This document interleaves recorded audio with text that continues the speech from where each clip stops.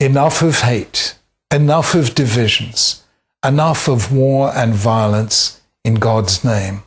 We have caused too many tears. The time has come for us to stand together. Let us stand together. At the beginning of the Bible, we are told how God created every human being in his image according to his likeness. Now we know that no two human beings are alike.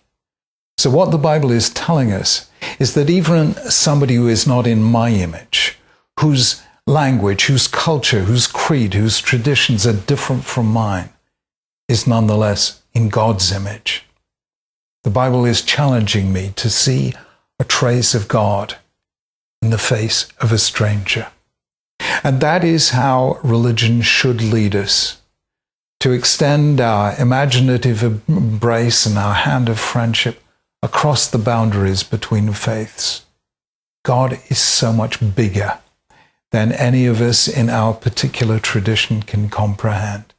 It is by coming to see that trace of God in the face of a stranger that faith allows us to come together across all the barriers that otherwise divide us. Coming to know leaders of other faiths, Christian, Muslim, Sikh, Hindu, Buddhist, Jain, Zoroastrian, Baha'i, and so many others, you begin to realize the number of different ways people have a sense of the same things that inspire us. The sense of the holy, the sublime, the sanctity of life, what makes each individual precious, the idea of hospitality, the idea of working for the welfare of others. All of these things we do, but we do in such different ways.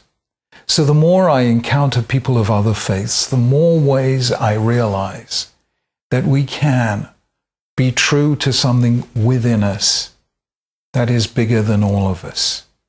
And that is the way different faiths give us so much wider perspective on the way God works through the human spirit. In Judaism, we have a wonderful idea. It's called arguments for the sake of heaven. Because Judaism is all about arguments. Abraham, Moses, Jeremiah, Job all argue with God. In the writings of our sages, it's always Rabbi X says this and Rabbi Y says that. This is a wonderful idea, arguments for the sake of heaven. This means that we hear many different views, many different opinions. And when we do this, our grasp of the truth expands as we realize how many individual strands there are in the tapestry of faith, how many different languages there are in which human beings come together to pray to and give their thanks to God. When we realize the complex harmonies of the divine choral symphony as we as humanity sing our praises to our Creator. It is that diversity that means that our vision of God becomes ever wider the more differences it embraces.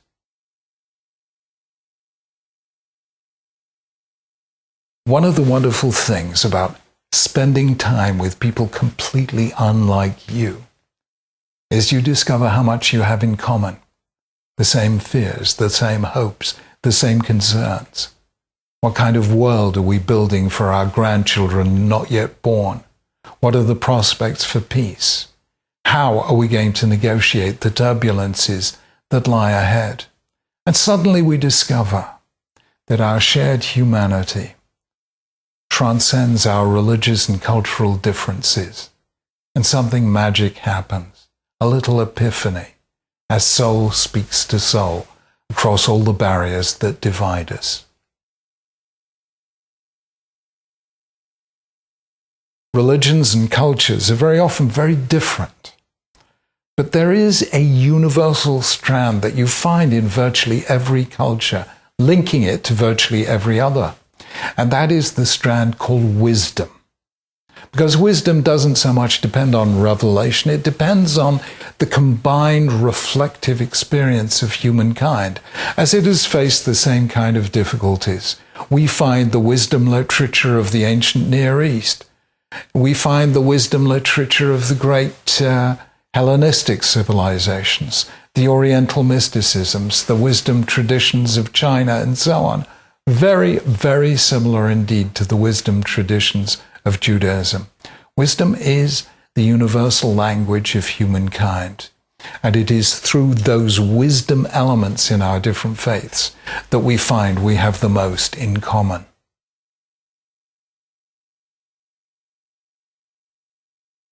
One of the beautiful things about prayer is it lifts and broadens our horizons. Very often at a soccer match, I pray that my team beat the opposition, but then deep down I know that God is on the side of the game, not the side of the team. So he is on the side of humanity as a whole, not my little bit when it's fighting your little bit. So when we truly, but truly pray, our prayers have to be broad enough to include all of humankind and all that divides and separates us, all that causes us to hate one another or fight one another, God forbid. When we pray to the author of all, the parent of all, the source of all life. And that is why the deepest prayer is for the common human good.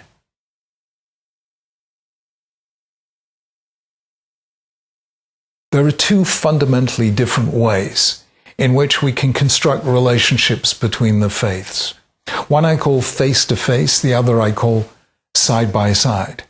Face-to-face is interfaith dialogue. I tell you about my faith, you tell me about yours, and out of that, mutual understanding emerges. But it tends to be quite elevated in rarefied settings among very, very distinguished leaders of the respective faiths. Side-by-side is something much more street level.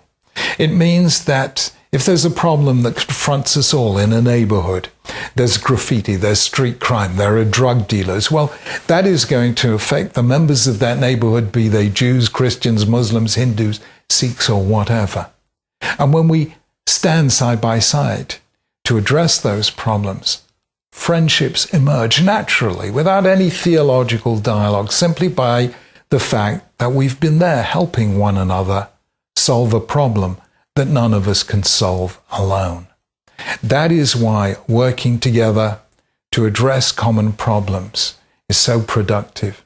It creates friendships, and friendships that last, and out of those friendships comes new harmony between the faiths.